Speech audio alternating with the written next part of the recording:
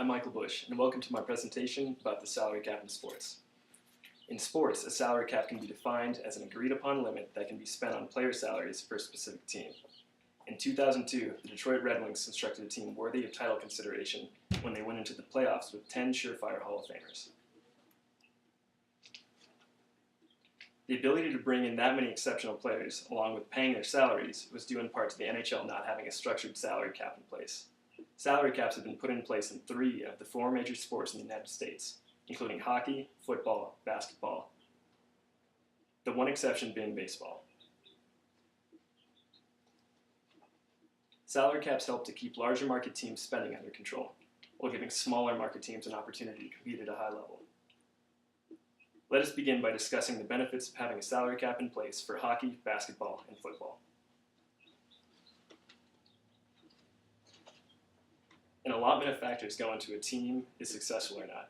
Management of money, acquisition of players, championship pedigree, location, and reputation. All of these factor into how money is spent and how the salary cap is managed in pro sports. According to Chris Nigert from Investopedia.com, salary caps have been put in place to help teams acquire key marquee players as well as retain their rights. Acquiring very good and sometimes superstar players can have an immediate impact on any team. The production from these types of players allows for more income from ticket and merchandise sales, along with revenue generated from potential postseason play. But how do these teams obtain these types of high-caliber players? The 3 different sports that use salary caps have differentiating ways of managing their money. In hockey, a team manages their money around relying on homegrown or drafted players that develop and come up through their own minor league systems. In football and basketball, players are drafted based on collegiate and semi-professional accolades, with draft position playing a key role to how much money a newly drafted player can make. Free agency is also a popular way of acquiring marquee players. The most noticeable free agency move of recent memory that comes to mind was the LeBron James signing by the Miami Heat. So what would happen if the salary cap was not in place in these sports? The salary cap is in place and allows smaller market teams to make similar offers to high caliber types of players. Take baseball, for example. In 2012, the Detroit Tigers made the World Series due in part to their ability to sign first baseman Prince Fielder. Baseball does not have a salary cap, and as Bill Shea of the Crane's Detroit Business website points out, the larger market Tigers were able to offer a larger contract to Mr. Fielder than his previous team, the small market Milwaukee Brewers.